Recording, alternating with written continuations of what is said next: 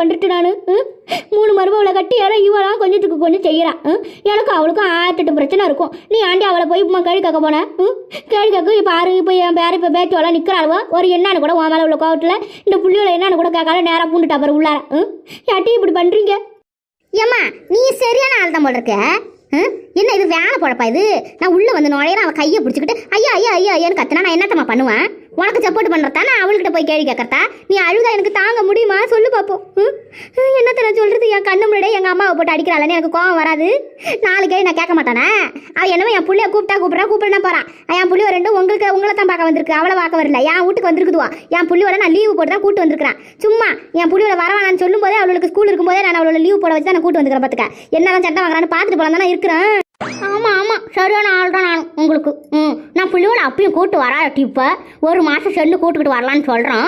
புள்ளியோளுக்கு சூடு இருக்கும்போது அவளோட லீவு போட்டு கூட்டிட்டு வர